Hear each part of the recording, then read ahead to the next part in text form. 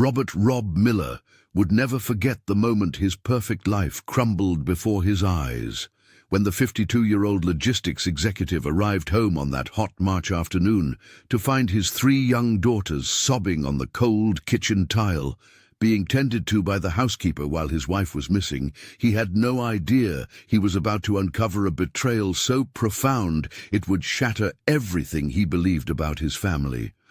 What unfolded in the following weeks revealed dark secrets, lies carefully constructed over years, and a conspiracy involving not only his wife, but also someone he considered a trusted friend. But this story of pain and deceit would also transform into something completely unexpected, a journey of recovery and the discovery of true love in the most improbable places. You need to find out how a simple housekeeper became the salvation of a man and his 3 daughters, and how suffering can turn into one of the most moving stories of triumph you have ever heard. Stay until the end to discover the twist no one saw coming. Rob Miller never imagined that March afternoon would completely change his life. At 52, he had built his regional freight company in Ashland, North Carolina, with sweat and dedication, turning 3 old rigs into a respectable fleet of 20 vehicles that crisscrossed the roads between the small southern town and neighboring state capitals. His name was synonymous with punctuality and reliability in the region, and he took pride in that with the same intensity he felt for his seemingly perfect family. That afternoon, the sun was still high when he decided to head home early, cancelling a meeting that could wait until the next day. The decision was impulsive, driven by an inexplicable urge to hug his 3 girls and maybe have a family dinner for the first time in weeks. The streets of Ashland were quiet, with the typical slow movement of a small southern town where everyone knows everyone, where gossip travels faster than the cars, and where a family's reputation can be built over decades but destroyed in minutes. Pulling into the 3-car garage of his spacious home in the town's exclusive estates neighborhood, Rob felt that comforting sense of being on his own territory, surrounded by walls he had built with his own hard-earned money. But as he entered through the back door leading directly into the kitchen, the familiar scent of home cooking was replaced by something that chilled him to the bone. First, he heard the crying. It wasn't the loud, demanding wail of a childish tantrum, but that low, contained sob of children who had already learned that screaming was useless. His 4-year-old triplets, Isabella, Izzy, Victoria, Tori, and Charlotte, Charlie, were sitting on the cold ceramic floor, their knees scraped and their clothes smudged with dirt. Their little faces, red and swollen from crying, would break anyone's heart, but what truly shocked Rob was the scene unfolding before him. Doris Sanchez, the 48-year-old housekeeper who had been working in their home for only 8 months, was kneeling on the floor beside the girls, gently cleaning their scrapes with cotton soaked in warm water. Her calloused hands, marked by years of hard labor, moved with surprising tenderness as she whispered words of comfort that Rob could barely hear. What paralyzed him in the doorway wasn't just the scene itself, but the look of absolute trust and affection on his daughters' faces as they gazed up at Doris. It was an expression he rarely saw when Fiona, his wife, was near them. Izzy, always the bravest of the 3, clutched Doris's free hand like a lifeline, while Tori and Charlie waited their turn to be tended to, wiping tears with the backs of their dirty hands. Doris was humming a low, familiar folk tune that Rob vaguely recognized as something his own grandmother used to sing, and the sound of that raspy but tender voice filled the kitchen in a way those walls hadn't known in a long time. Rob stood there, hidden in the shadow of the corridor, watching. Doris hadn't seen him yet, and he didn't want to interrupt the moment. There was something profoundly wrong with this scene, something that tightened his chest and sent his mind racing in 1,000 different directions. Where was Fiona? Why were his daughters hurt? Why was the housekeeper caring for them instead of their own mother?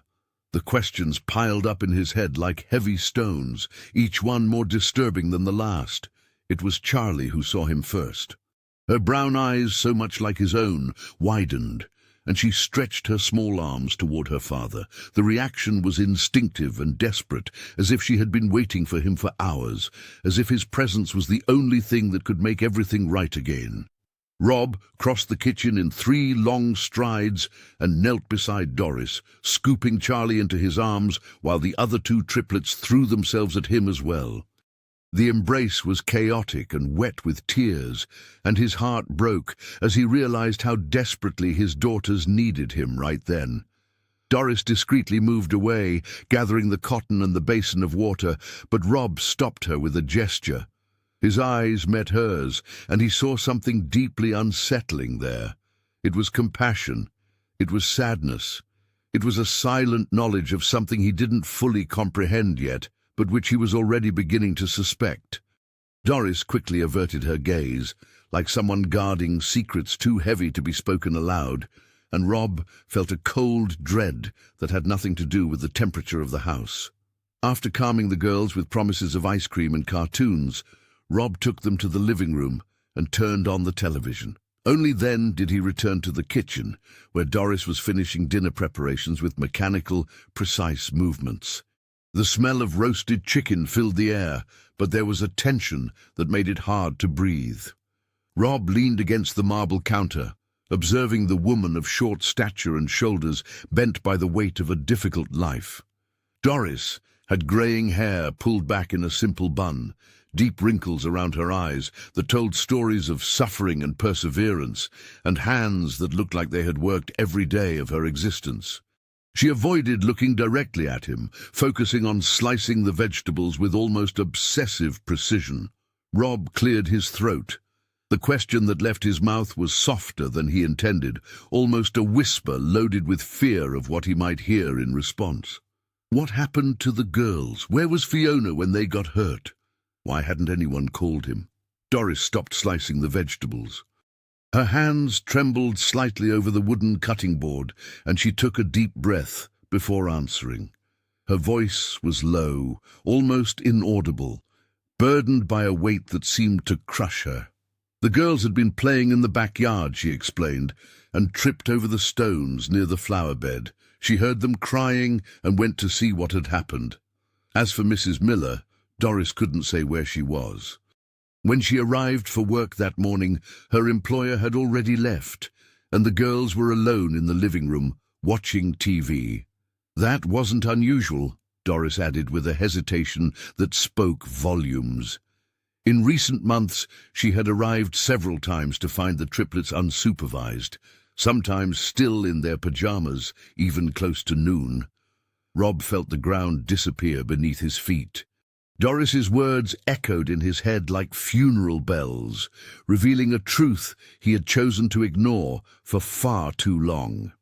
He worked so hard, traveled so much, and was so absorbed in expanding the business and securing the family's financial future that he hadn't noticed what was happening right under his nose. Fiona, his wife of 11 years, the mother of his children, was neglecting the girls. The words sounded brutal even inside his own mind, but there was no other term to describe what was happening. Doris continued speaking, the words rushing out in a nervous torrent now that the dam had broken. She spoke of mornings when she arrived to find the girls hungry, of days when Fiona left without warning and only returned hours later, of times when she, Doris, had to cancel her own plans to stay late because she couldn't leave 3 small children alone. She spoke with a choked voice, wiping tears with the back of her hand as she stirred the sauce on the stove. It wasn't her place to say these things, she knew that. But the girls, the poor girls, deserved someone who truly cared for them. Rob was in shock.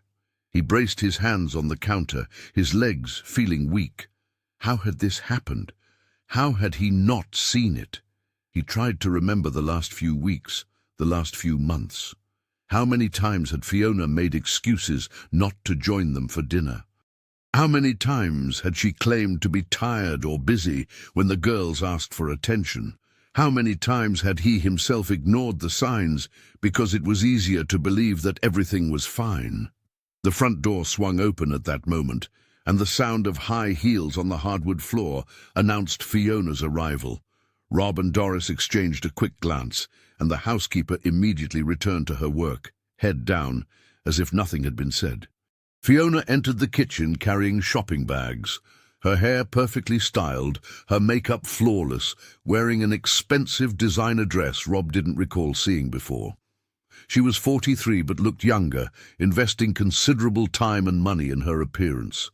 Her smile was automatic and empty when she saw him.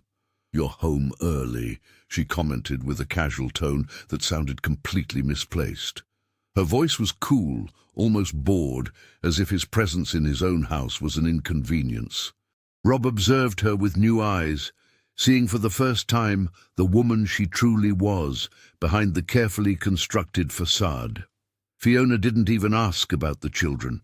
She didn't even glance toward the living room where they were. She simply placed the bags on the counter and started showing Rob the clothes she had bought, talking animatedly about a sale at an upscale boutique downtown. The superficiality of the moment, the stark contrast between Doris's genuine concern and Fiona's glacial indifference, hit Rob like a punch to the gut.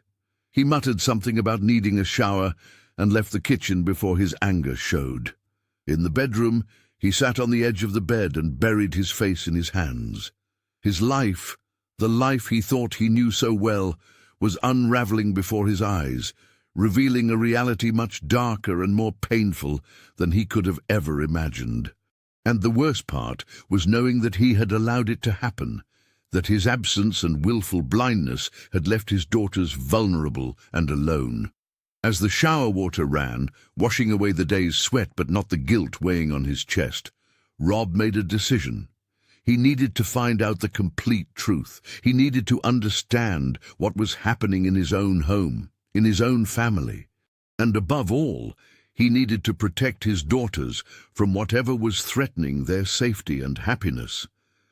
But what he didn't yet know was that the truth would be far more devastating than anything his imagination could conjure, and that this March afternoon was only the beginning of a journey that would test every fiber of his strength and determination.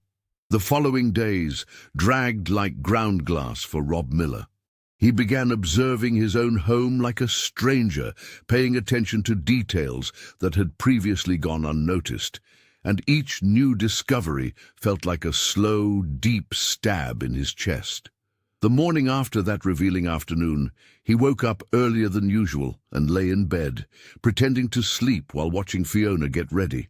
She moved through the room with a haste that seemed strange for someone who theoretically had no fixed commitments. Her routine was meticulous and time-consuming, every gesture calculated to create an impeccable appearance. But there was something about the way she checked her cell phone repeatedly, hiding the screen whenever it lit up, that made Rob's stomach churn. When Fiona finally left the room, Rob waited a few minutes before quietly getting up and walking to the hallway. He could hear the triplets' voices in their room, the animated chatter typical of mornings, but he didn't hear Fiona's voice responding. Instead, he heard the front door click shut softly, and as he approached the window, he saw his wife getting into her car and driving away without even saying good morning to her daughters. The clock on the wall read 7:15 a.m., and Doris wouldn't arrive until 8. Rob hurried downstairs and found his 3 daughters still in their pajamas, trying to reach the cereal box in the high kitchen cabinet. Izzy was standing precariously on a wobbling chair, while Tori and Charlie encouraged her from below. Rob's heart pounded as he imagined what might have happened if he hadn't been there. He scooped Isabella up before she could fall and helped the girls make breakfast, a simple task that revealed how disconnected he was from his daughter's daily routine. They knew exactly where everything was in the kitchen, moving with a premature and frightening independence for children only 4 years old. When Rob asked if Mommy always left so early, Victoria answered with devastating casualness that yes, Mommy always had important things to do, and Doris was the one who made their breakfast every day. The girls' casual conversation over cereal painted an increasingly troubling picture of the family dynamic. They spoke of Doris with an affection and familiarity that should have been reserved for their mother. Doris makes the best chocolate chip pancakes. Doris sings us to sleep. Doris knows all the cool stories. Each sentence was a painful revelation of how Fiona had emotionally absented herself from her daughters' lives, leaving a void that the housekeeper, with her simple, genuine kindness, had filled without even realizing it. Rob spent that entire morning at home, cancelling important meetings and calls for the first time in years. When Doris arrived promptly at 8 o'clock, she seemed surprised to find him still there. There was a visible tension in her shoulders, as if she feared she had said too much the day before and would now face consequences. But Rob merely nodded to her with a tired half-smile and went into his home office, leaving the door ajar. From there, he could hear everything that happened in the house. He heard Doris preparing the girls for the day, helping them get dressed, patiently combing their hair while they recounted their dreams from the night before. He heard the sound of genuine laughter, of games, of a connection that simultaneously warmed and broke his heart. Over the next 2 weeks, Rob subtly altered his routine. He started coming home earlier, working a few hours from the home office, making himself present in moments previously occupied exclusively by business.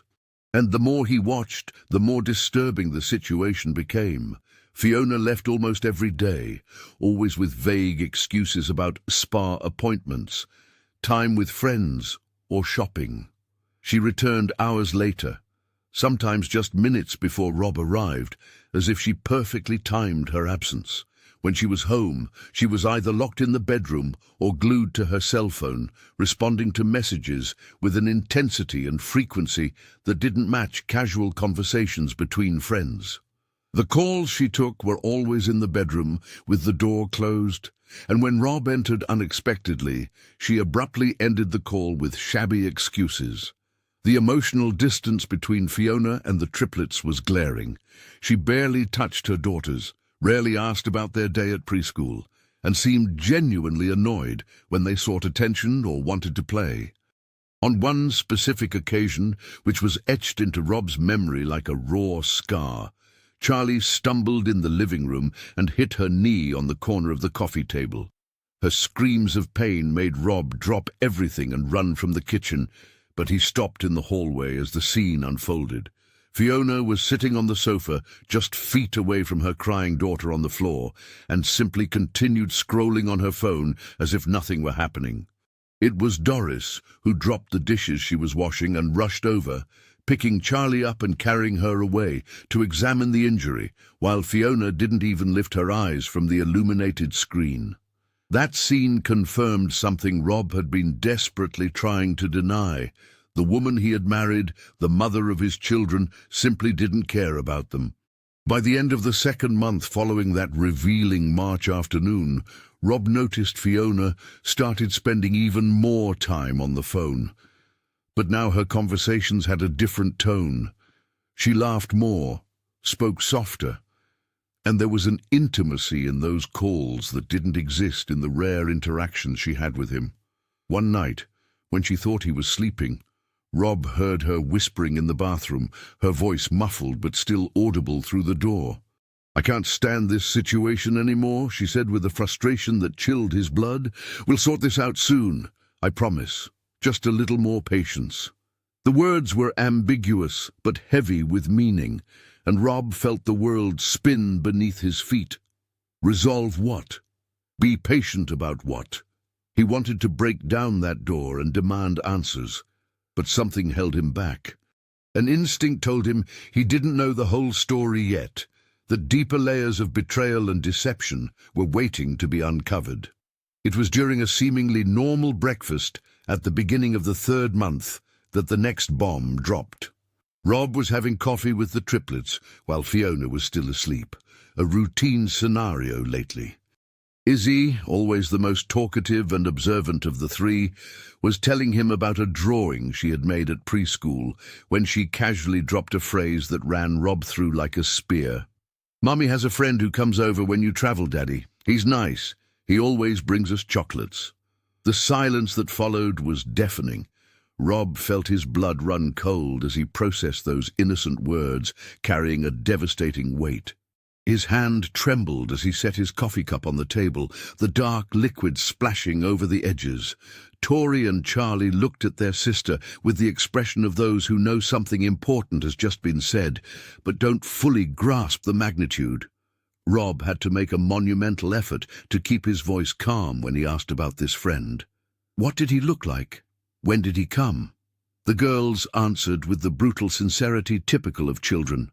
Mummy's friend was tall, wore nice clothes, had a big black car. He came during the day, sometimes stayed for lunch. Mummy was happier when he was there, she smiled more. Each word was a dagger in Rob's heart, but he kept smiling at his daughters, kept acting as if this conversation was perfectly normal, even as he was shattering inside. That morning, after dropping the girls off at preschool, Rob didn't go to the company office. He drove aimlessly through the streets of Ashland, his mind racing, trying to process the confirmation of his worst suspicions. Fiona was having an affair. She was bringing another man into their house, in front of their daughters, while he was traveling for work to support the family. The betrayal wasn't merely marital, it was a violation of everything he held sacred, the security of his home, the innocence of his children, the trust that should be the foundation of any marriage. He parked his car at an overlooker offering a view of the town, and stayed there for hours, watching Ashland spread out below him like a map of his entire life.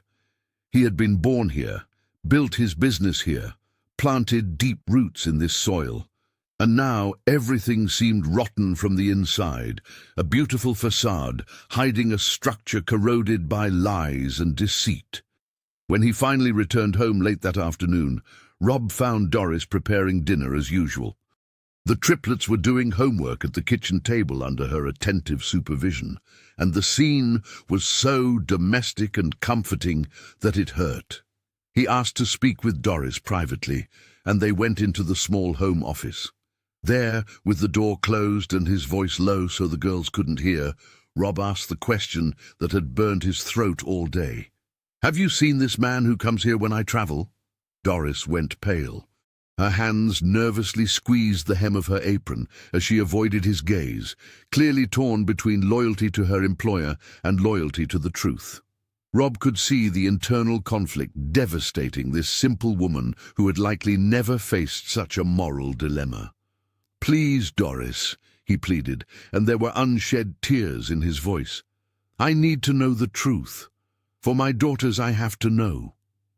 It was the mention of the girls that broke Doris's resistance. She raised her wet eyes to him and nodded slowly. Yes, she had seen him, several times in fact. A man came when Mr. Miller was on his trips to Charlotte, or Tar, Rayleigh. He arrived in the morning and sometimes stayed until the afternoon.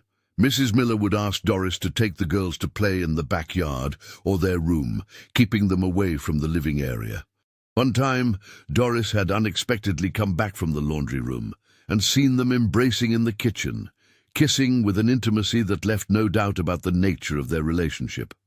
Doris was openly weeping now, apologizing repeatedly for not telling him sooner, for remaining silent while it happened.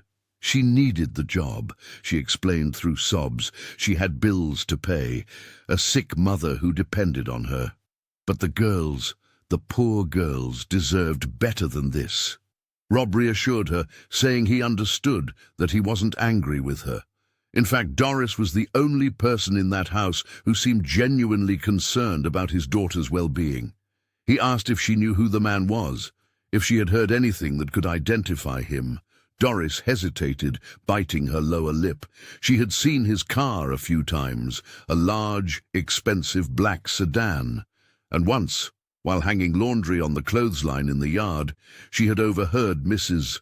Miller call him by name during a heated argument. The name had stuck in Doris's memory because it was an uncommon, distinctive name. Julian. Rob's world completely collapsed at that moment. Julian Ferris. His junior partner in the logistics company, his supposed friend, the man he had met 5 years ago at a trade show and invited to invest in the company's expansion. the man who dined at his table, who played with his daughters, who was welcomed as part of the family. Julian, 38, single, charming, and who had always complimented Fiona a bit too much, but Rob had dismissed it as superficial courtesy. The betrayal was twofold, professional and personal, a violation so deep that Rob felt his legs buckle. He sat down heavily in the office chair, his face buried in his hands, trying to breathe through the pain that crushed him. Doris stood there beside him, a hesitant hand resting on his shoulder, in a gesture of comfort that was both inadequate and profoundly human. "How long?" Rob finally managed to ask, his voice raw. "How long has this been going on?" Doris wasn't sure, but based on the comments she had accidentally overheard and the familiarity between Fiona and Julian, she estimated it had been at least a few months, perhaps longer. Rob thanked Doris for her honesty and asked her not to mention anything to anyone, especially not to Fiona. He needed time to process the information, to decide what to do. Doris nodded and quietly left the office, leaving Rob alone with his destructive thoughts. That night, dinner was silent torture.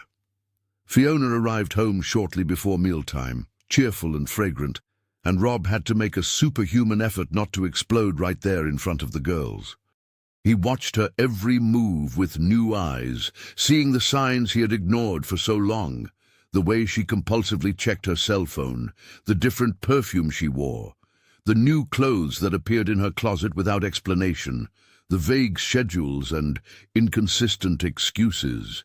Everything now fit into a horrible mosaic of lies and betrayal. After the triplets were asleep, Rob lay awake in bed beside Fiona, watching her sleep peacefully, as if she carried no guilt. How could she, he wondered? How could someone live such an elaborate lie, betray him so brazenly, neglect her own daughters, and still sleep soundly every night? The woman lying next to him was a stranger, someone he had never truly known. And that realization was more terrifying than the betrayal itself. The 4th month after that revealing March afternoon was the darkest period of Rob Miller's life. He woke up every morning with a weight on his chest that made it hard to breathe, as if the air in his lungs had turned to molten lead. The discovery of Fiona's affair with Julian had opened a wound that bled constantly, infecting every moment of his existence with a dull, persistent ache. He continued to feign normalcy, maintaining the facade of a functional marriage while slowly shattering inside, because he still didn't know how to proceed, how to shield his daughters from the emotional earthquake that was approaching. During this month, Rob began observing Julian at work with renewed, painful attention. Every meeting was torture, every casual conversation a stab.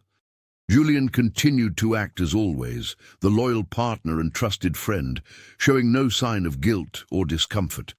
He inquired about Rob's family with a concern that seemed genuine, but now sounded obscene and cruel. "How are the triplets? And Fiona?" The words left his mouth with such natural ease that Rob sometimes wondered if he was losing his mind, if he had imagined everything. But then he would return home and see Fiona's cell phone lighting up with messages she quickly concealed, and the brutal reality reasserted its undeniable presence. Rob began losing weight. His clothes hung loosely on his once robust and healthy frame. Dark circles deepened under his eyes, giving him a gaunt appearance that made people ask if he was sick. And he was sick, with an ailment that had no simple cure, a sickness of the soul caused by betrayal and the breach of trust. He could barely eat, every meal sticking in his throat like ground glass. Sleep evaded him in the early hours of the morning, and he spent hours staring at the dark bedroom ceiling, listening to Fiona's tranquil breathing beside him and feeling a toxic mix of rage, pain, and disbelief. The business began to suffer. Rob, who had always been meticulous and dedicated, now made silly mistakes, forgot important meetings, and made rash decisions that cost the company money. His other partners started to notice and comment, worried about the sudden change in the man who had always been the rock on which the company stood. Julian was particularly solicitous during this period, offering help, suggesting that Rob might need a vacation to recharge. The hypocrisy of those offers of assistance was so grotesque that Rob sometimes had to retreat to the bathroom to keep from vomiting. It was during this dark period that Rob began to rely increasingly on Doris, not just as a housekeeper, but as the only anchor of sanity in his collapsing life. Doris sensed his suffering even without understanding its full extent, and in her simple, practical kindness, she began caring not only for the triplets but for him too. She prepared his favorite home-cooked meals, those comfort dishes his own mother used to make, with that special seasoning only those who cook with love can achieve. She left discreet notes, reminding him of important commitments he was forgetting. She even started staying past her usual hours, without asking for extra pay, simply because she felt the house needed her. In the pre-dawn hours, when Rob couldn't sleep, he would go down to the kitchen and frequently find Doris already there, preparing the girls' breakfast or organizing the house for the coming day. She arrived earlier and earlier, as if she instinctively knew that this family was falling apart and needed someone to hold the pieces together. In these quiet mornings, they would talk, not about the betrayal, not about Julian, but about simple, real things.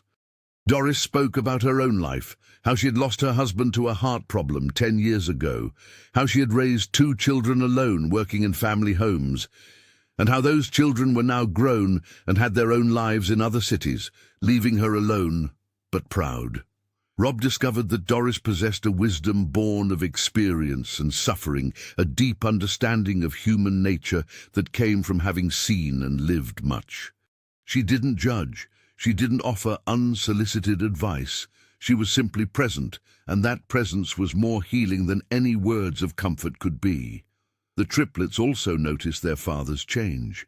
Izzy, Tori, and Charlie began behaving differently around him, quieter, more careful, as if they instinctively sensed something was wrong and didn't want to make things worse. They stopped playing when he entered the room, watching him with those big, worried eyes that broke his heart. On one particularly devastating occasion, Charlie approached him while he was sitting on the sofa lost in dark thoughts, and simply climbed onto his lap and hugged his neck with all the strength of her tiny arms. "Don't cry, Daddy," she whispered against his shoulder, and Rob hadn't even realized he was weeping until he felt the tears wetting his shirt. He hugged his daughter tightly, feeling the overwhelming weight of responsibility he had for those 3 innocent lives that depended completely on him. It was at the end of that terrible month that Rob finally made the decision to confront Fiona. He couldn't continue living this lie, couldn't pretend he didn't know, and couldn't allow his daughters to grow up in an environment built on deceit and betrayal. He spent days planning how to approach the situation, how to start that impossible conversation, how to remain calm when all he wanted to do was scream and break things. On the chosen night for the confrontation, Rob waited until the triplets were asleep, carefully tucked in by Doris, who had stayed late at his request. Doris sensed the tension in the air, saw the grim determination on Rob's face, and simply squeezed his hand once before leaving, a small but significant gesture of silent support.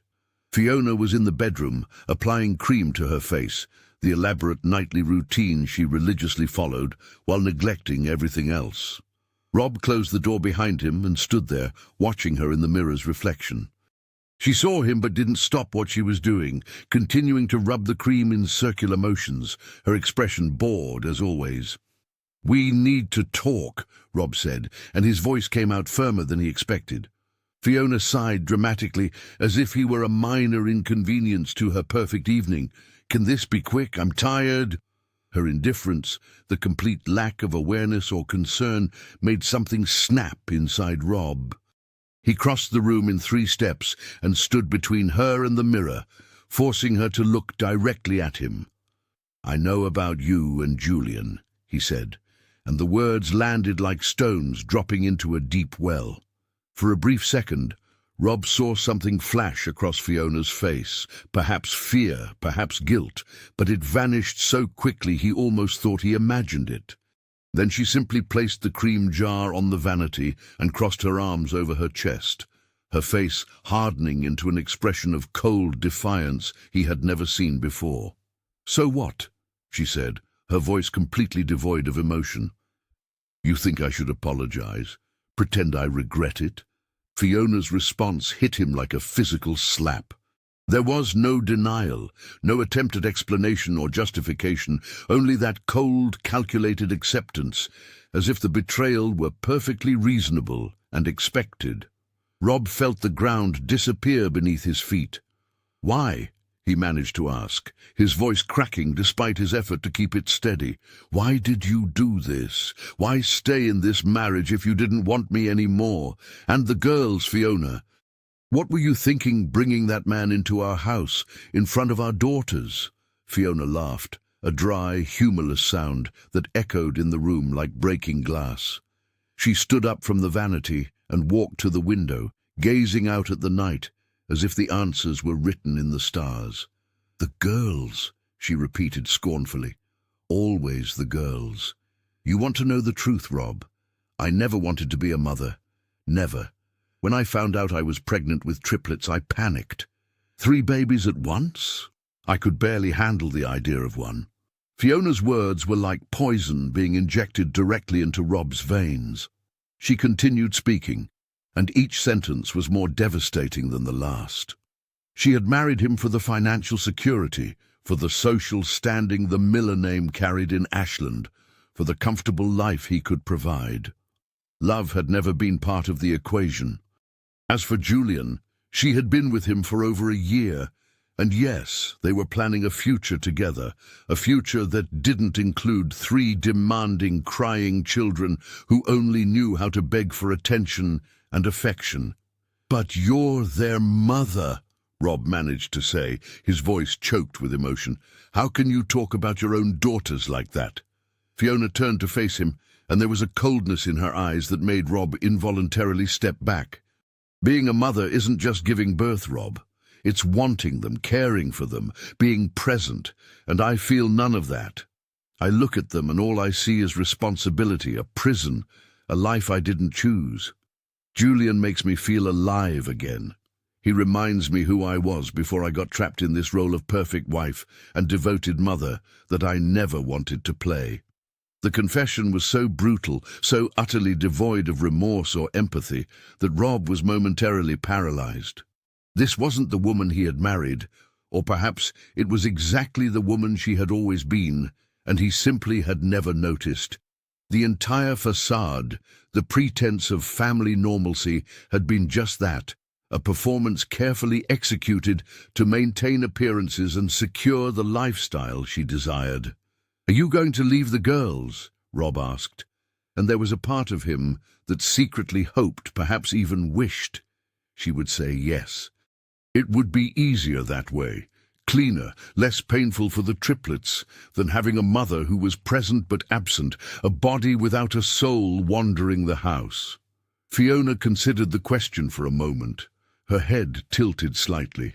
"Eventually, yes, but not before securing my share of what we built together.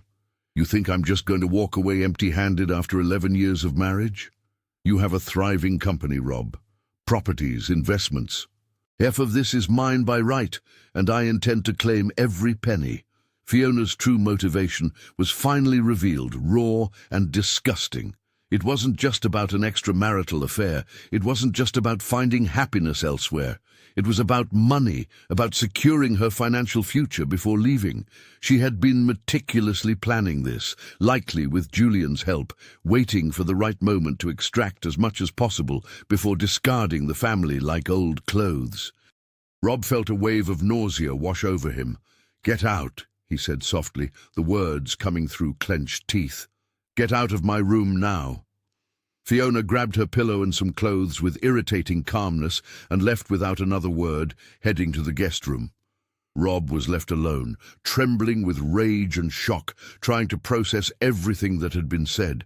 He had expected denial, perhaps tears, even an explosive fight.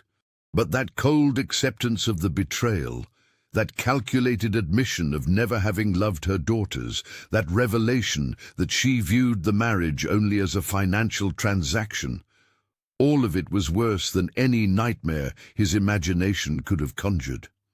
That night Rob didn't sleep. He sat on the bed until dawn, his mind spinning in circles, trying to understand how his life had reached this point, how he had been so blind, so naive, so completely deceived. The 5th month was when everything truly started to crumble, when the carefully maintained facade finally collapsed and exposed the rot that had set into the heart of Rob Miller's life.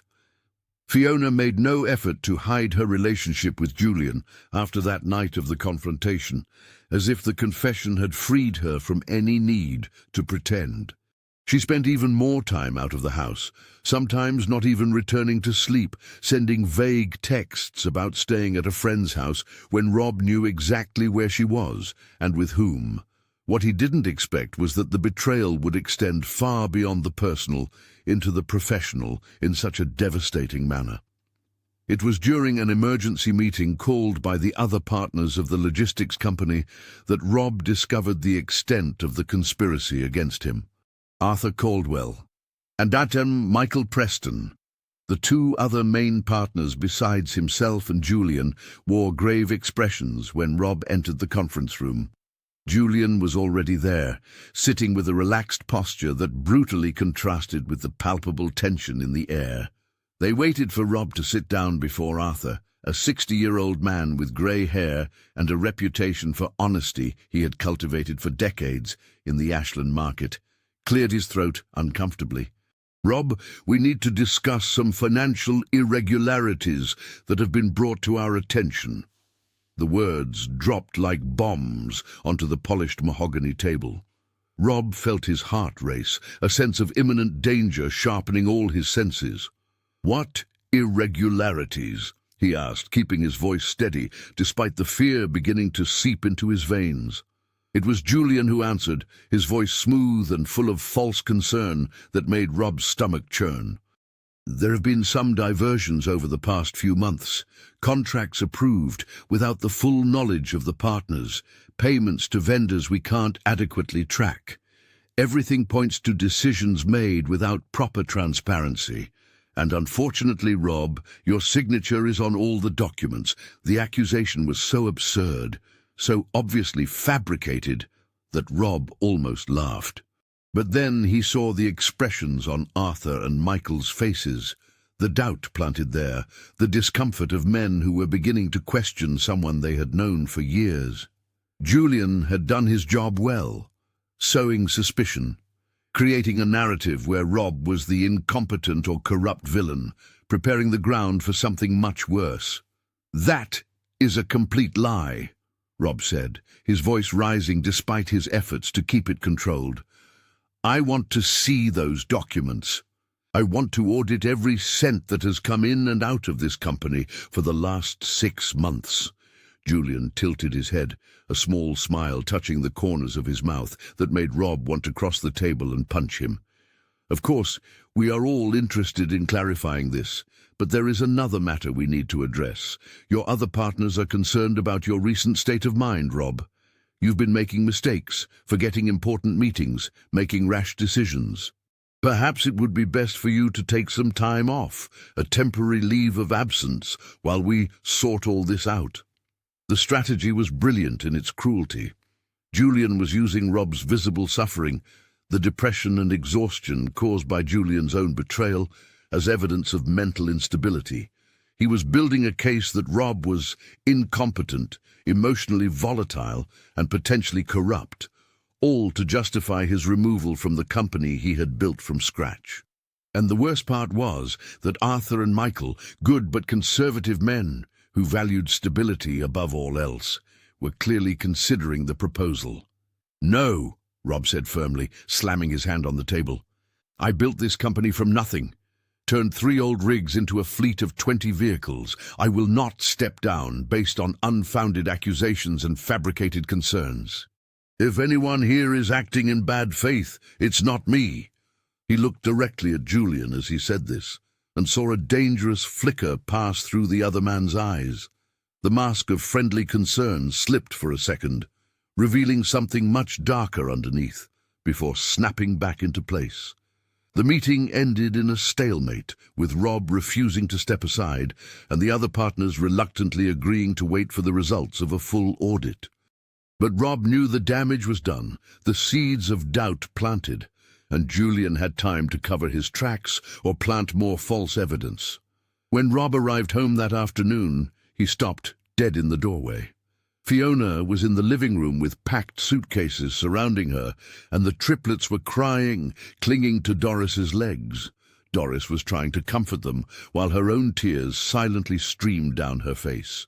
Fiona was impeccably made up, wearing an expensive designer outfit, looking more like a model preparing for a photo shoot than a mother leaving her children.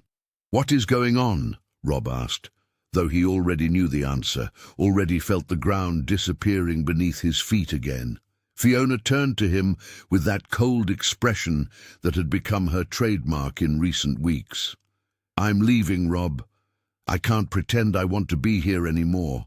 My lawyer will be contacting yours to discuss the terms of the divorce. I hope you'll be reasonable and not make this harder than it needs to be." The words were so devoid of emotion, they could have been discussing the weather. Izzy, Tori, and Charlie were crying louder now, stretching their little arms out to the mother, who completely ignored them. Doris held all three with difficulty, her own heart clearly breaking over the cruelty of the scene. Rob felt such intense rage sweep through his body that he had to hold onto the doorframe to keep from doing something he would regret. "What about the girls?" he managed to ask through clenched teeth. "Are you just going to leave them like this, without even a proper goodbye?" Fiona picked up her designer handbag and headed for the door, stopping only for a second to look at the triplets. "They'll get over it," she said with brutal indifference. "Kids are resilient. And honestly, they have you and Doris, who clearly care about them far more than I ever could." She was gone through the door, without looking back, leaving behind 3 devastated children, a shattered man, and a housekeeper who had become much more than that. The sound of the door closing echoed through the house like a gunshot, final and definitive. Rob forced himself to cross the room on shaky legs and knelt beside Doris, opening his arms to his daughters, who threw themselves into them with desperate urgency. He held them while they cried, feeling his own eyes burn with tears he couldn't let fall. Not yet, not in front of them. Doris placed a gentle hand on his shoulder, a small but meaningful gesture of silent solidarity and support. The following weeks were a slow-motion nightmare. Fiona filed for divorce and hired one of the most aggressive lawyers in the region, a man known for extracting the maximum in contentious separations. The preliminary hearings were cruel and humiliating, with Fiona's lawyer painting a picture of Rob as an absent husband and a neglectful father who was more concerned with business than family. They used his own work travels against him, twisting his dedication to providing for the family as evidence of abandonment. Worse, Fiona alleged in the petition that she was a dedicated mother being unfairly kept from her daughters by a controlling husband. The lies were so blatant, they left Rob speechless. Meanwhile, at the company, the situation continued to deteriorate. The audit Rob had demanded was dragging, and Julian seemed to have documents and explanations for everything, always shifting the blame back to Rob in subtle but effective ways. Arthur and Michael were increasingly uncomfortable with the whole situation, clearly wanting to believe Rob, but being swayed by Julian's carefully constructed presentation. Rob tried to work, tried to keep the company running, but it was nearly impossible to focus when his life was falling apart on every front. The triplets began exhibiting serious behavioral problems. They wet the bed every night, something that hadn't happened in over a year. They woke up screaming from nightmares, where their mother abandoned them again, where everything disappeared and they were left alone in the dark.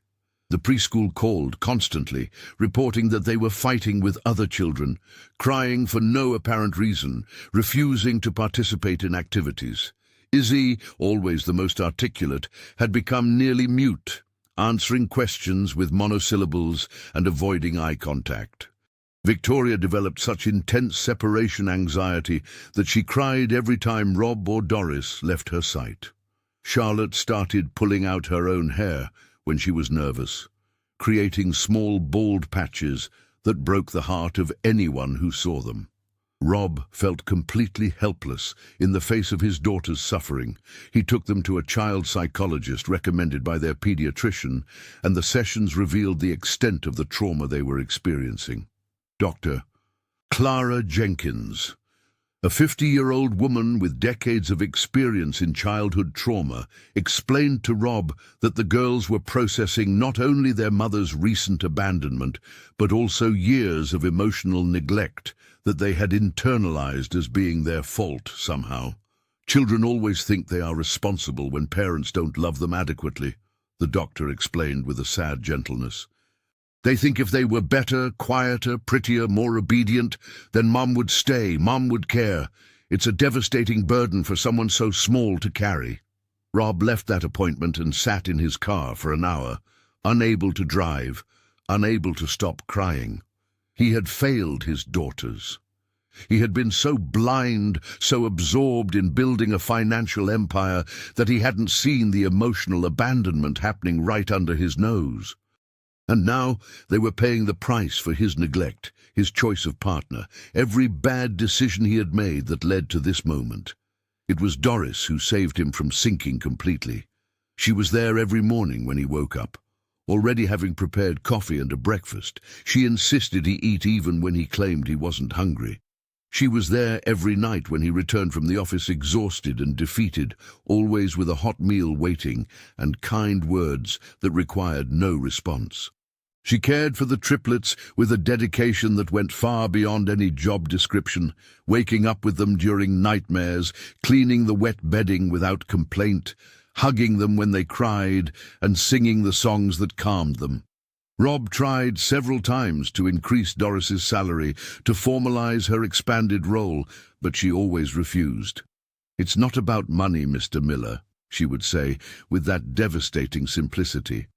"I love these girls as if they were mine. I can't just leave when they need me most. How can I charge for something that comes from the heart?" Doris's words stayed with Rob for days, echoing in his mind during tense meetings and difficult court hearings. Here was a woman who had no biological or legal obligation to his daughters, yet who loved them more purely and deeply than their own mother ever could. Here was someone who sacrificed her own time, her own life, her own needs, simply because she cared. The comparison with Fiona was so stark, it was almost painful to contemplate. At the end of that terrible month, Rob was sitting in his home office late one night, surrounded by legal and financial documents he needed to review but couldn't focus on, when he heard a soft noise in the hallway. He looked up and saw Doris standing in the doorway, 2 steaming cups of tea in her hands. She entered without asking permission, placed a cup in front of him, and sat in the chair across the desk. They sat in silence for a long moment, just drinking the hot tea that warmed their hands but couldn't touch the cold that had settled in his bones. Finally, Doris spoke, her voice low but firm. "You need to be strong now, not for yourself, but for them. I know it's hard, I know it feels impossible, but those girls upstairs need to see that their father won't give up, that not everyone will abandon them." The tears Rob had held back for weeks finally began to fall. "I don't know if I'm strong enough, Doris. I don't know if I can get through all this and still be the father they deserve. I feel like I'm failing them every day, that no matter what I do, it will never be enough to make up for what their mother did." Doris leaned forward and took his hand in hers, those calloused, strong hands that had held so many broken things together. "You already are the father they deserve," she said firmly. "You are here, you are fighting, you are trying. That's more than most do, And you're not alone in this, you know. I will be here for as long as they need me." Those words, spoken with such sincerity and conviction, were like a light at the end of a very long, dark tunnel. Rob squeezed Doris's hand back, feeling for the first time in months that maybe, just maybe, he could survive all this. The 6th month brought the court hearing Rob had dreaded since the beginning of this whole nightmare. The courtroom in the county courthouse was small and stuffy, with ceiling fans lazily spinning without truly cooling the dense air of tension and expectation. Rob sat next to his attorney, Sarah Vance, a 45-year-old woman with a reputation for ferocity in family cases that had cost him a fortune, but that he hoped would be worth every penny. Across the room, Fiona was impeccable as always, her lawyer beside her making notes in a thick binder that likely contained all the lies and distortions they planned to use against him. What Rob didn't expect was to see Julian sitting in the gallery, observing the proceedings with an interest that seemed far too personal for someone who was theoretically just a business partner. His presence there, openly supporting Fiona, was a public declaration of their relationship that made the few people present in the room whisper among themselves. Ashland was a small town, and scandals like this spread faster than wildfire. The judge, Judge Eleanor Hayes, a 60-year-old woman known for her firmness but also for her fairness, entered, and everyone stood.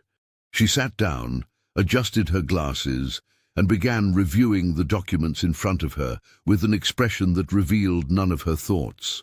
Fiona's lawyer began his presentation, and it was exactly as brutal as Rob had feared. He painted a picture of Fiona as a dedicated mother who had sacrificed herself for years to raise the triplets, while her husband was constantly absent because of work. He spoke of how Rob was always traveling, always in meetings, always putting business ahead of family. He suggested that Fiona's divorce petition was actually a courageous attempt to escape a marriage where she felt neglected and unappreciated, and that Rob was now using his daughters as weapons in a petty battle for revenge. The lies were so blatant, so completely inverted from reality, that Rob had to grip the arms of his chair to keep from standing up and shouting the truth. But Sarah Vance, Helena, had prepared him for this, telling him he needed to remain calm, let the facts speak for themselves. Then Fiona's lawyer played his strongest card, calling Fiona herself to the stand. She ascended the stand with grace, sat down delicately and under oath, began weaving a narrative so elaborate and convincing that even Rob almost believed it for a moment. She spoke of lonely nights waiting for her husband to return from trips, of daughters' birthdays he had missed, of how she had tried to hold the family together while he built his business empire. She even managed to squeeze out a few tears while talking about how much she loved her daughters and how she was suffering from being separated from them. The performance was Oscar-worthy, and Rob saw several people in the gallery nodding sympathetically. But then it was Sarah Vance's turn for cross-examination, and Rob saw for the first time why she had the reputation she did.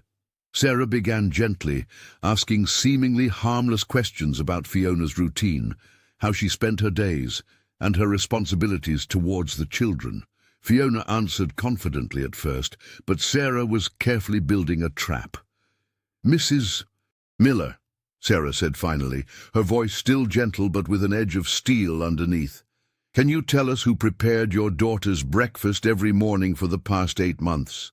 Fiona hesitated. "The housekeeper, of course. I supervised, but she physically prepared the meals." "And who took the girls to preschool?" "The housekeeper usually did that, yes. I had other engagements in the morning." "And who picked them up from school, helped with homework, bathed them, and tucked them into bed?" Fiona was starting to look uncomfortable. Again, the housekeeper helped a great deal with those tasks, but I was always around, available if they needed me. Sarah then pulled a document from her brief. "I have here sworn affidavits from 3 of the triplets' preschool teachers, 2 neighbors, and the girls' pediatrician, all stating under oath that for the past 8 months, the only adult they consistently saw caring for Isabella, Victoria and Charlotte was Doris Sanchez, the housekeeper. Several of them stated they tried to contact you on multiple occasions regarding issues related to the children and were never able to reach you, always having to speak with Ms. Sanchez. How do you reconcile this with your assertion of always being around and available? Fiona's face turned red. I was busy. I can't be everywhere at once. And what about the afternoons when you left the house for hours, sometimes entire days, leaving the girls in Ms. Sanchez's care? I had personal engagements, that's perfectly normal.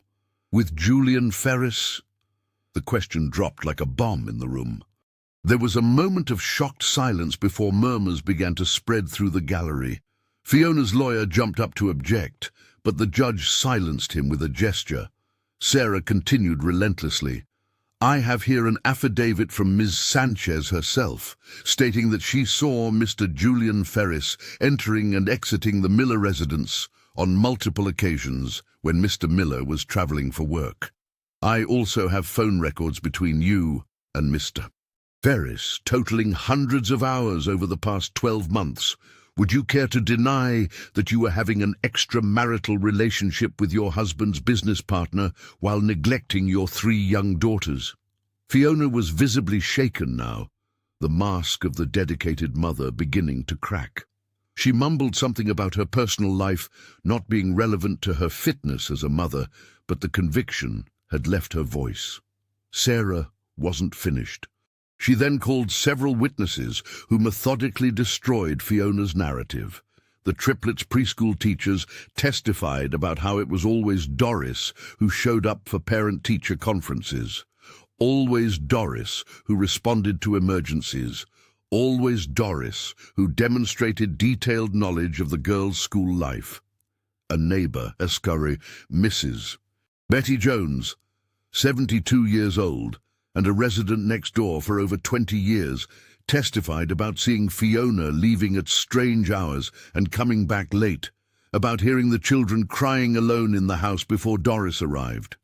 The Triplets' pediatrician, Dr. Anthony Silvera, testified that in all appointments over the last 8 months, it was Doris who brought the girls and was able to answer all questions about their health and development, while Fiona had missed every scheduled appointment. But the most devastating witness was Doris herself. She took the stand, visibly nervous, wringing her hands in her simple skirt lap, clearly uncomfortable being the center of attention. Sarah guided her gently through her testimony, and Doris spoke with a simple, direct honesty that was impossible to question. She described her typical day caring for the triplets, from waking them up and making breakfast to tucking them into bed at night. She spoke about the times Fiona left without warning, leaving the girls alone. She mentioned, her voice choked, the times the children asked where Mommy was, and she didn't know what to answer. Then Sarah asked the crucial question. Ms. Sanchez, in your experience caring for Isabella, Victoria and Charlotte over the last 8 months, did you observe any kind of emotional bond between them and their mother? Doris wiped away the tears that began to fall. The girls, she started, her voice trembling, they are wonderful children, full of love and affection. But, and it breaks my heart to say this, they don't look for their mother when they are scared or hurt. They look for me, or they look for their father. When Mrs. Miller is home, the girls are quiet, as if they are afraid to bother her. One time, little Charlie told me she had to be a good girl so Mommy would like her. A 4-year-old child shouldn't have to think like that. The impact of those words in the courtroom was palpable. Several people in the gallery dabbed their eyes, and even the judge seemed emotionally affected.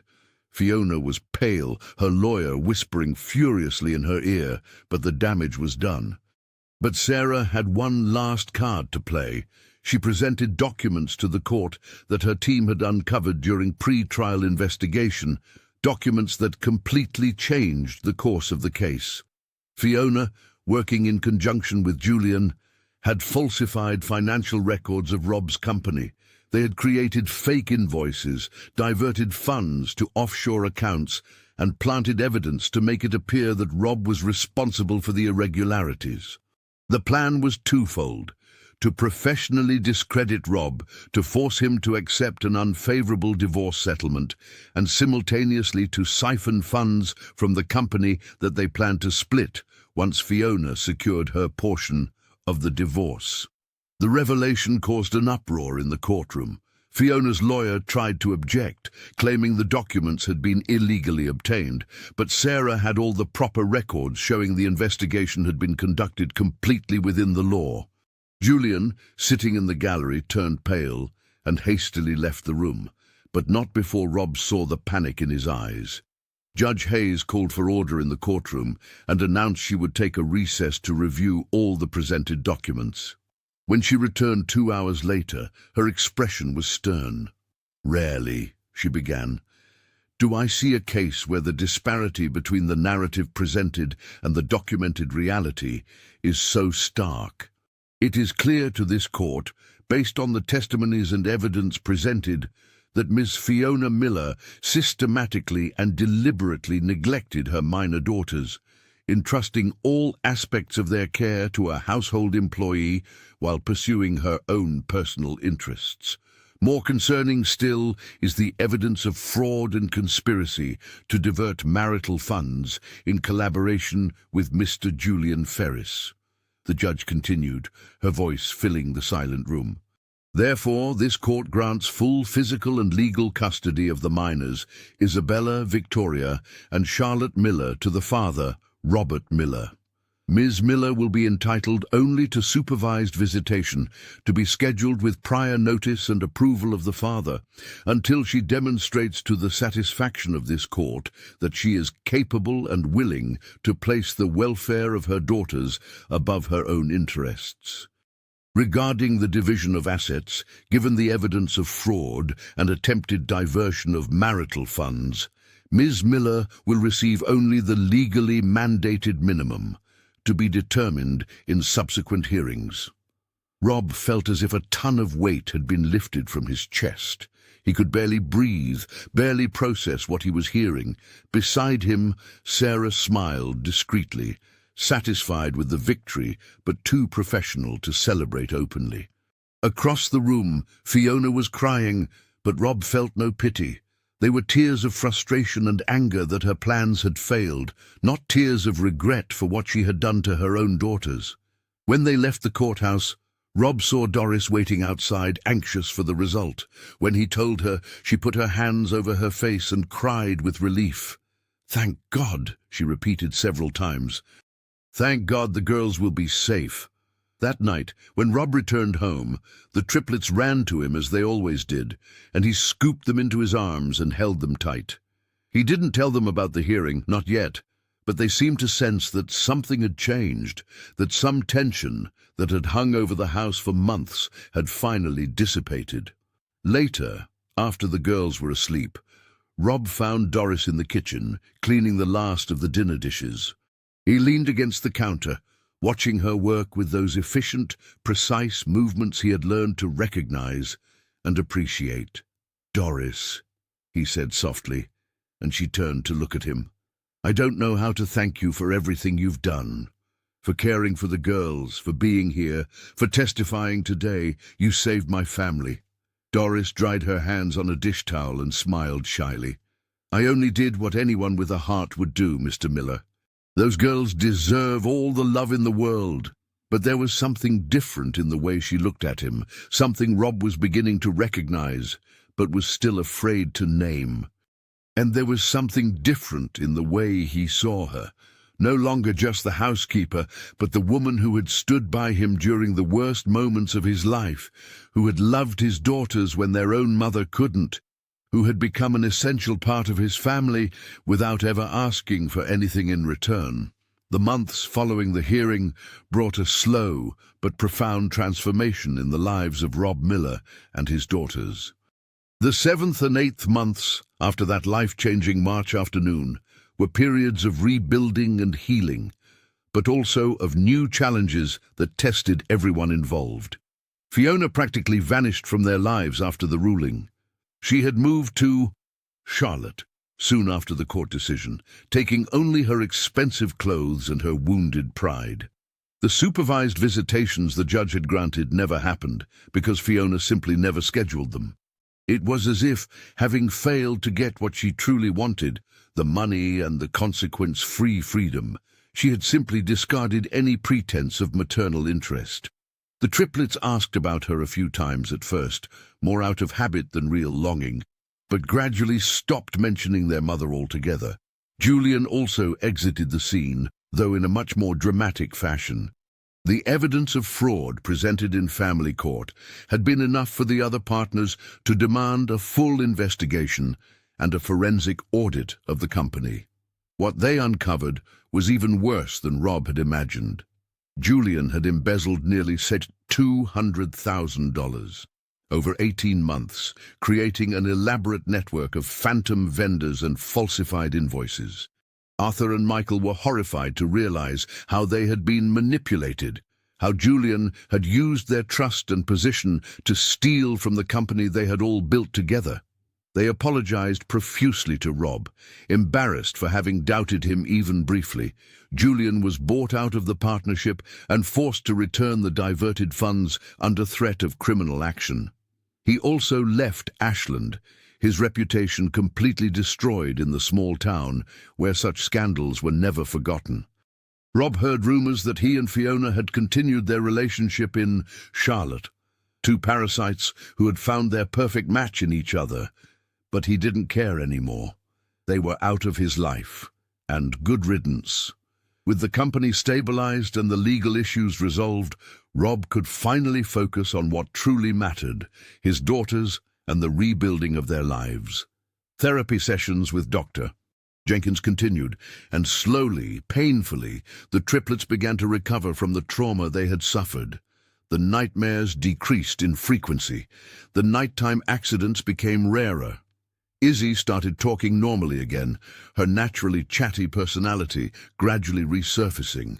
Tori slowly overcame her separation anxiety, managing to go to preschool without crying. Charlie stopped pulling out her hair, and the small bald spots began to grow back. But the most notable change was how the girls flourished under the consistent, loving care of Rob and Doris.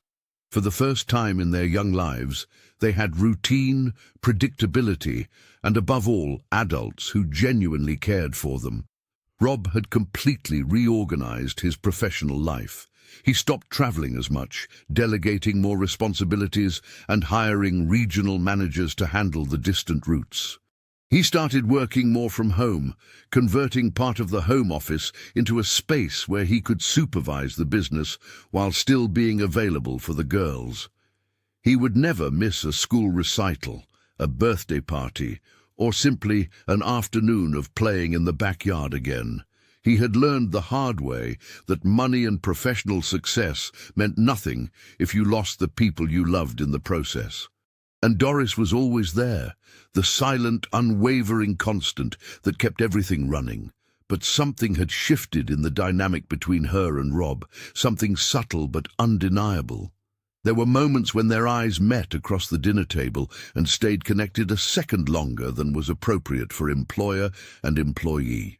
There were times when their hands accidentally brushed while passing dishes or organizing the girls' toys, and neither pulled away immediately. There were late-night conversations in the kitchen that stretched for hours, where they talked about everything and nothing, sharing stories of their lives, their dreams, their fears. Rob found himself thinking about Doris at strange times during the day, remembering the sound of her laugh when the triplets did something funny, the way she hummed while cooking, the tenderness in her eyes when she looked at the girls. He started noticing small details that had previously gone unnoticed, like how she always made sure to brew fresh coffee when he came down in the morning, how she left small notes with encouraging words on days she knew he had difficult meetings, how she saved his favorite desserts, especially for him, and Doris, in turn, was undergoing her own silent transformation. She had started dressing a bit more carefully, replacing her old aprons with nicer new ones, pinning her hair up in different ways. wearing a light lipstick that Rob noticed but didn't comment on. She smiled more, laughed more.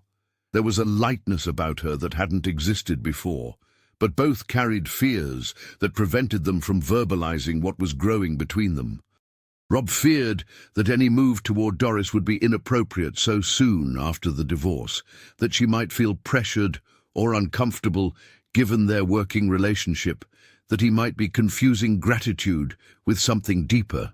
And Doris feared that her feelings for Rob were a violation of professional boundaries, that the difference in their social classes made any relationship impossible, that she wasn't enough for a man like him who could have any woman he wanted. But the triplets had no such adult inhibitions or fears. They saw what the adults were trying to hide from themselves. Izzy started asking why Daddy and Doris didn't stay together like her friends' parents at preschool. Tori drew families in her art classes that always included 4 figures: a tall man, a woman in an apron, and 3 small girls. Charlie, in her devastating innocence, once asked if Doris could be their real mommy, because she was so much better than the other mommy. The question had been asked during dinner one night, and the silence that followed was heavy with unspoken emotion. Rob and Doris exchanged a look across the table, and in that moment, something passed between them.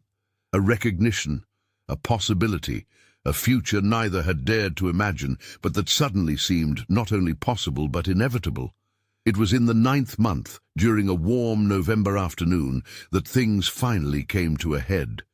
Rob was in the backyard pushing the girls on the swing set, their laughter filling the air with a joy that had been absent for so long. Doris was on the porch preparing fresh lemonade, and when he looked at her, the setting sunlight behind her creating a golden halo around her figure, Rob felt his heart clench with an intensity that startled him. That night, after the triplets were asleep, exhausted from playing, Rob found Doris in the kitchen as usual. But this time, instead of just making casual conversation as they did every evening, he finally found the courage to say what he had been feeling for months. "Doris," he began, and there was a tremor in his voice that betrayed his nervousness. "I need to tell you something, and please don't feel obliged to respond in any specific way. I know our situation is complicated, that there are differences between us that society considers important. But I need to be honest with you and with myself." Doris stopped what she was doing and turned to face him, her eyes wide and vulnerable. Rob continued, the words flowing now that the dam had broken. "You saved my family, Doris. Not just the girls, but me too. When everything was falling apart, when I thought I was going to lose myself in the darkness, you were there. Not because it was your job, not because I was paying you, but because you have a heart so good, so pure, that you simply can't see people suffering without trying to help. You loved my daughters when their own mother couldn't. You showed me what it truly means to care for someone without expecting anything in return." He took a step towards her, his heart pounding so hard he was sure she could hear it. "And somewhere during these terrible months, I realized that what I feel for you goes far beyond gratitude. I've fallen in love with you, Doris. For your kindness, your strength, the way you make my house feel like a real home for the first time in years. I love you, and I know this might sound crazy. I know there are obstacles, but I can't pretend I don't feel this anymore." Doris was crying now, tears running freely down her face as she looked at him with a mixture of disbelief and hope. When she finally spoke, her voice was shaky but firm. "Mr. Miller, She stopped, wiped her tears, and started again. "Just Rob, please. No more Mr., no more boss. Just Rob." Doris nodded, a small smile touching her lips through the tears. "Rob," she said, and the name sounded different in her mouth, intimate and precious. "I love you too. I've tried to deny it for so long, to convince myself it was inappropriate, that I wasn't good enough, that it was just gratitude or confusion. But it's not. I love you, and I love those girls upstairs more than anything in this world. But I'm scared, Rob. I'm afraid I won't be enough for you, that I don't have the education or the social standing that a family like yours deserves." Rob closed the distance between them and took Doris's hands in his, those calloused hands that had worked so hard, that had cared for so much, that had held his family together when everything threatened to collapse. "You are exactly what we need," he said firmly. "Social standing means nothing, Doris. Formal education means nothing. What matters is a good heart, dedication, true love. And you have all of that in abundance. You are the strongest, bravest, kindest woman I have ever known. And if you'll have me, if you'll accept me and the girls, I promise to spend the rest of my life showing you how precious you are to us." Doris sobbed and threw herself into his arms, and Rob held her tight, feeling as if finally, after months of darkness and pain, he had found the light. They stood like that for a long time, just holding each other, letting the tears fall, allowing the hope and love they had denied for so long to finally blossom. In the following days, they talked at length about how to proceed. They wanted to do things right, especially for the triplets, who had already endured enough trauma. They decided to be open and honest with the girls, explaining in an age-appropriate way that Daddy and Doris liked each other in a special way and wanted to be a real family. The triplets' reaction was everything they could have hoped for and more. Izzy shrieked with joy and jumped into Doris's arms. Tori clapped her hands and ran circles around the living room. Charlie simply smiled that quiet, deep smile of hers and said, "I already knew."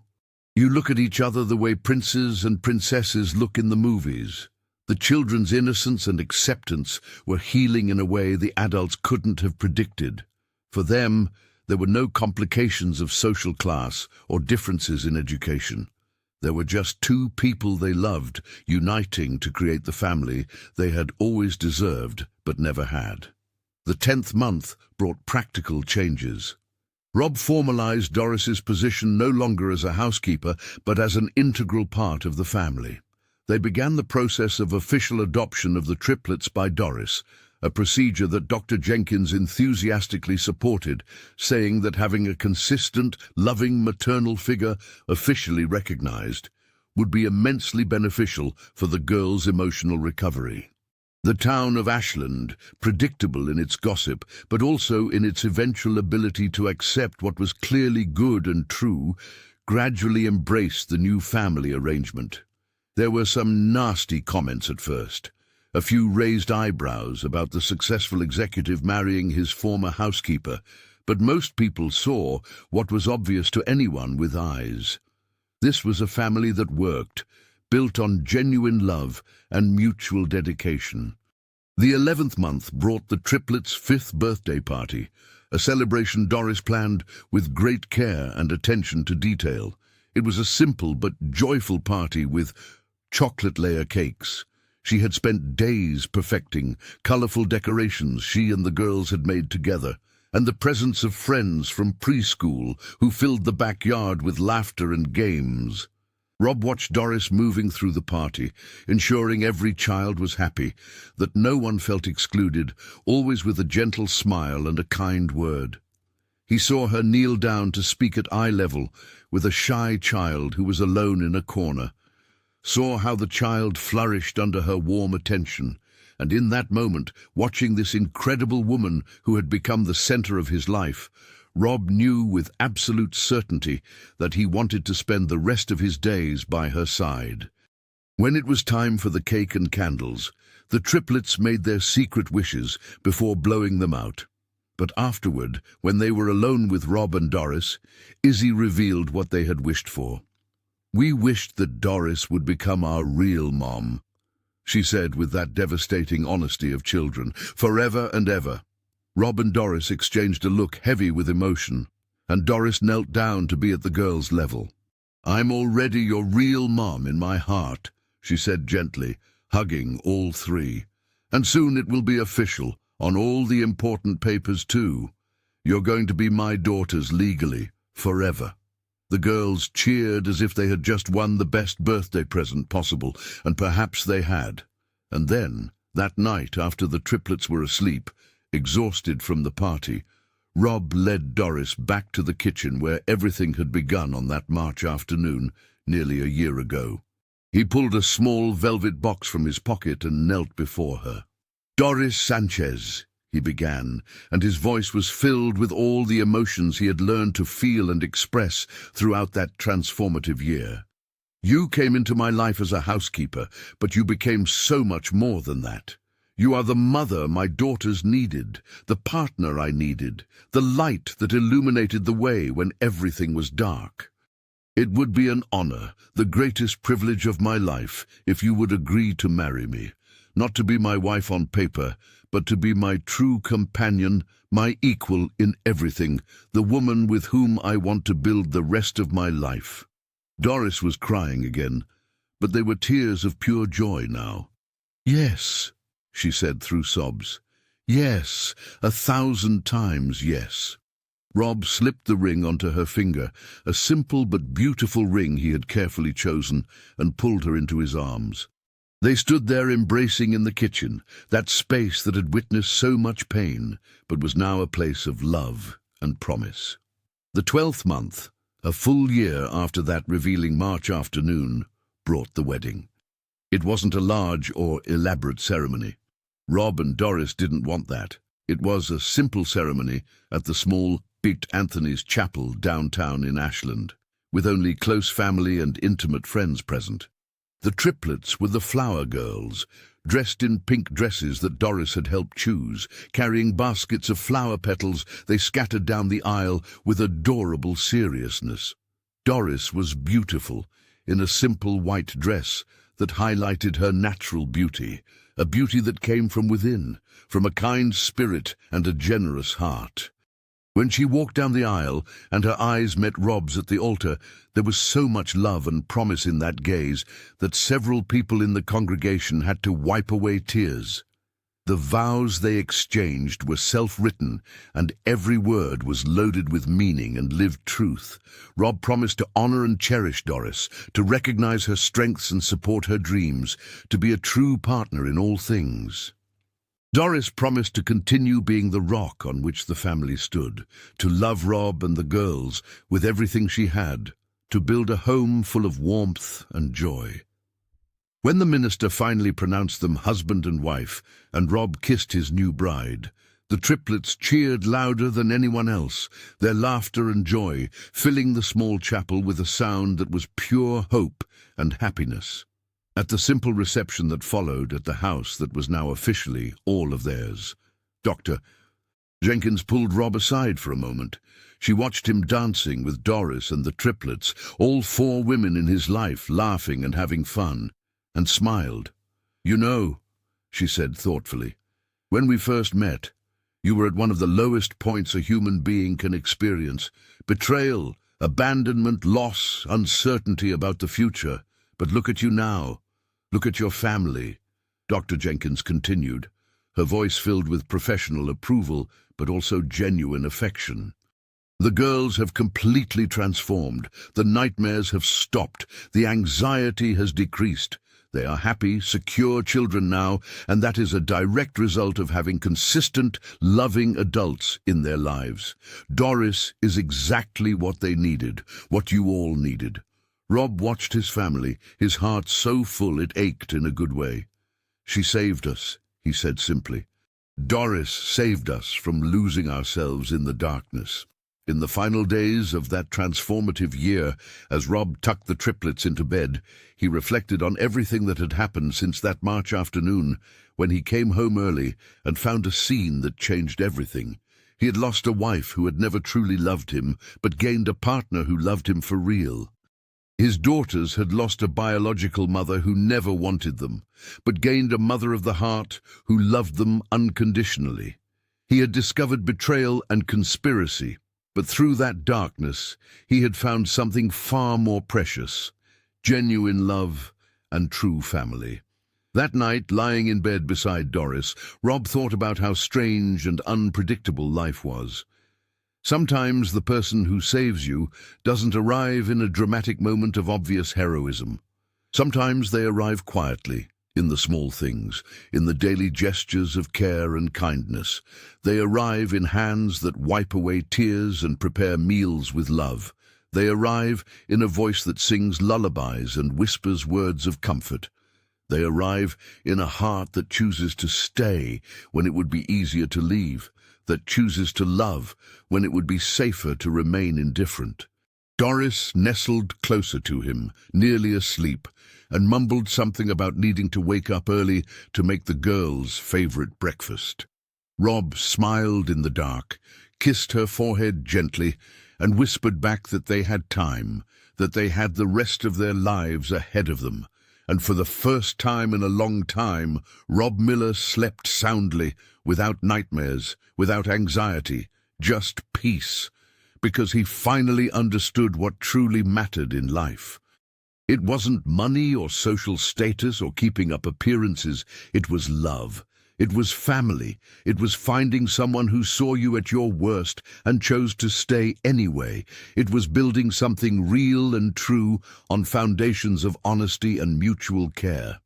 It was learning that sometimes the most unexpected blessings come from the most improbable places, and that true love knows no barriers of class or education or any other artificial divide that society tries to impose. In the next room, the triplets slept peacefully for the first time in their lives, knowing that when they woke up, they would have a father who loved them and a mother who had chosen to be their mother, not out of biological obligation, but out of genuine love. And that, Rob realized as he finally allowed sleep to take him, was all that truly mattered. The story that had begun with shock and pain ended with hope and love. The housekeeper had saved the executive, but in truth, they had saved each other.